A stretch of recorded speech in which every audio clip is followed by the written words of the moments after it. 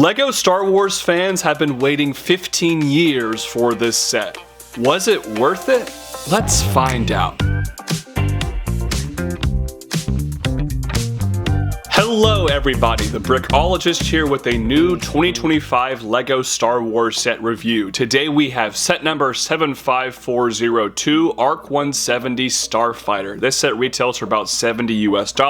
I got my copy at my local LEGO store. It contains 497 pieces, and here is a front look at your box. The back of the box showcases some of the play features found within this set. This set includes one instruction manual with 131 pages of building, and there is an advertisement at the back for all the play scale stuff from this January 2025 wave. I do own a Ahsoka Jedi Interceptor and will review it here very shortly on this channel. Quick editor's note, I am battling some sort of post-holiday cold, so bear with me if I sound more hoarse than BoJack Horseman himself, but the grind must go on. Let's get this review out, baby. Nearly 500 pieces later, and the brand new ARC-170 Starfighter LEGO set is complete. There are no side builds with this set, which is pretty normal for LEGO Star Wars, but of course we have 4 minifigures. Let's look at those here first. The first minifigure included with this set here is Clone Pilot Oddball. Of course, there are 3 minifigures of clone pilots found in this set, as it should be for an ARC-170 Starfighter,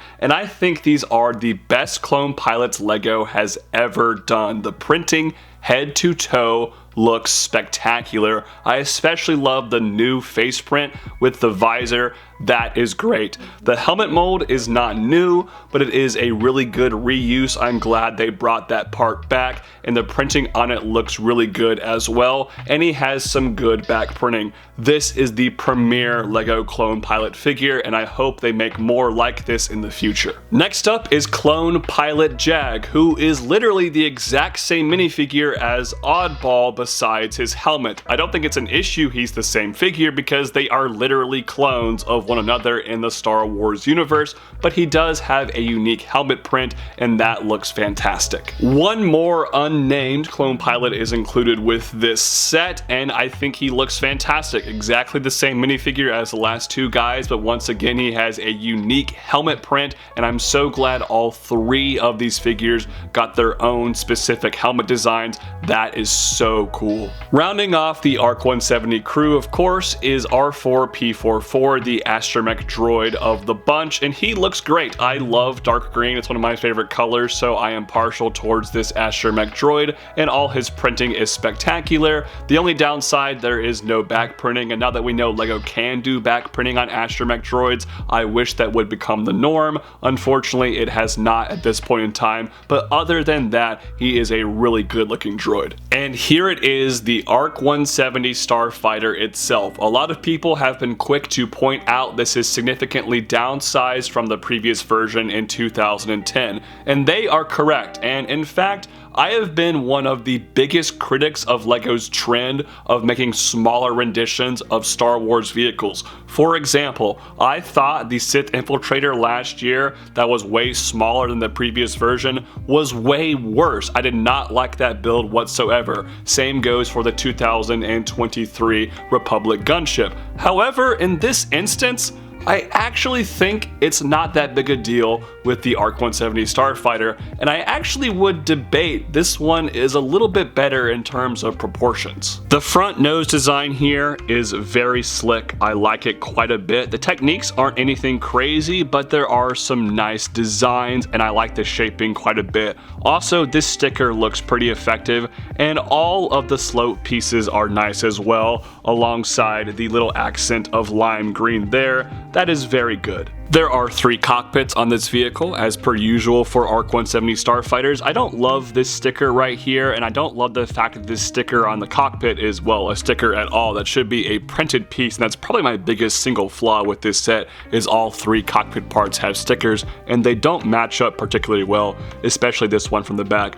We'll talk about here in a little bit, but they are on hinges and can open up, and the inside of the cockpit for me, I think looks really solid. I like all the finishing with the tan parts, and there is a printed control panel right there, and you can fit one of your clone pilots inside very snugly, which is quite nice. One of the focal points of the ARC-170 are the gigantic engines, and I think LEGO made a really good use of these relatively new pieces right here. Those look fantastic, and I love the ice skate on the inside. I think that really is a really good design. Now moving on to the wings.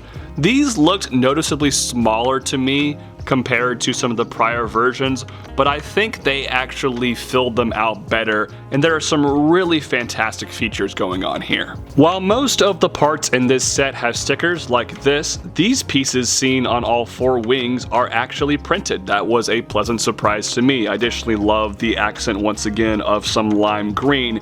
Moving towards the back, you can see the engine there with the pink. I think that looks pretty good. And now it's time to put the S-foils in attack position. This is one of the main things LEGO needed to nail about this ARC-170 Starfighter set, putting the S-foils into attack position with a really effective play feature. And the way you do it is by pushing on this Technic beam piece down here, and just watch what happens. They open up like so, push it back, they close. It is really smooth. It's not a very complicated feature at all. Like, it's a pretty subtle movement, but it works really well. It's very satisfying. They hold in place together. This is brilliant. What a great play function. The red Technic pins are bleeding out just a little bit here. I wish they could have just used black pins right there. I'm not sure why LEGO continues to do that, but other than that, this looks really good to me. However, the bottom of the ship is a little bit blocky if you ask me. I think LEGO could have rounded that off just a little bit better, but other than that, this is a really fantastic feature, and it gives it a very good look. These gun builds on the ends of the wings are fine, nothing crazy if you ask me, but there is of course a spring-loaded launcher. Just push on that and it will fire off. That is always a good play function. Speaking of good play functions, there are a couple of turrets at the back here on Mixel ball joints, so you get all sorts of posability there, which is really nice. I'm glad LEGO made that decision, and it looks pretty good from the rear as well. That brings us to the other 2 cockpits of the ARC-170 Starfighter, which of course can open up. This first one reveals a pretty decent interior. I wish they could have tiled off some of the tan parts right there, but there is a nice printed control panel, which is nice to see.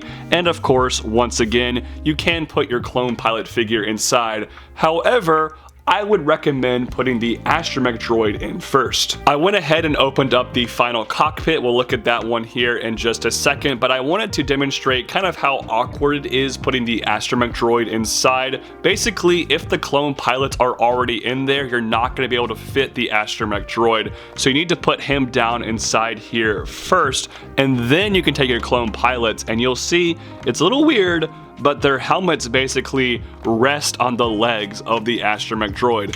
Once it's closed up, I think it looks really good, but it is a little bit strange, the, kind of dynamic on the inside there. I'm not sure that would be comfortable for anyone involved. As for that aforementioned final cockpit, there are some nice details. Just kidding, there's literally nothing, not even a control panel print or anything. I would have taken a sticker for that matter. LEGO, come on, give us something, please. It does snugly fit our final clone pilot minifigure though, and anytime every single figure in a LEGO Star Wars set can fit inside the main vehicle, I think it's a humongous win. What's not a humongous win though is my single biggest issue of this set, something I was alluding to before, the stickers on the cockpit. I can deal with these two, but this sticker right here looks horrendous. The white does not match whatsoever. It is so ugly. LEGO, just please print those in the future. I am not a fan of whatever the heck this is. So it's been a decade and a half since LEGO last made an ARC-170 Starfighter. Why it took so long to get another rendition of this vehicle in a play scale, I have no idea,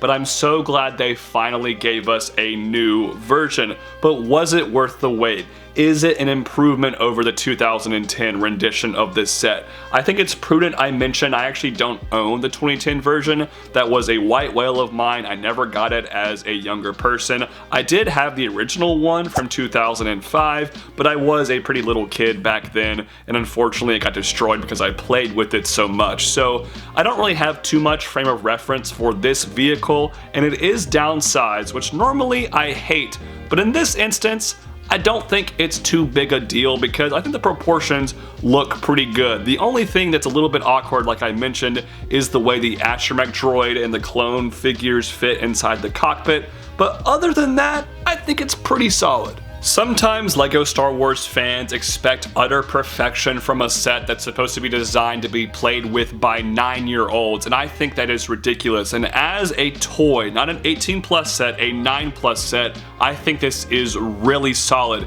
It's super sturdy, it has great play value, all the minifigures can go inside the actual vehicle. They did a really good job. As an adult fan, I am going to criticize some things like the ugly stickers, like some of the chunkiness of the bottom of the vehicle, but overall, I am highly satisfied with the appearance of the ARC-170 Starfighter here, and I think it will make for a good shelf piece. And of course, before we wrap things up entirely, we gotta talk about the price of this set. First off, the price to part ratio is not very good. We're about $20 off with 497 pieces for $70. I think the size to price ratio is a little bit more encouraging. It's not a tiny vehicle. It's not absolutely huge.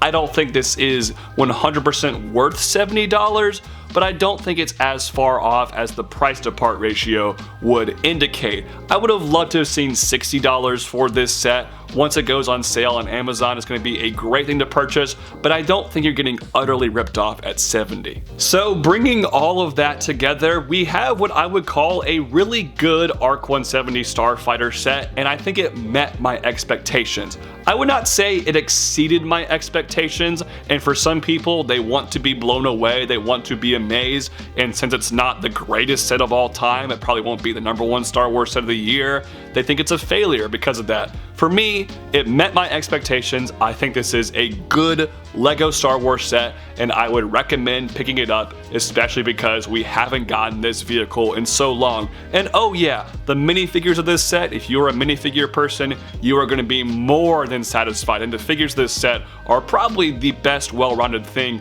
about it. They are perfect if you ask me. So all of those factors taken into consideration, I'm going to give this set here a really good rating of an 8 out of 10. Those are just my thoughts though. I'd love to hear yours in the comment section down below. Thank you all so much for watching today's review. I apologize again for how hoarse I sound. Hopefully I feel better in the future, but subscribe for more LEGO Star Wars set reviews. I hope to see you guys next time. Peace out. God bless. Bye-bye.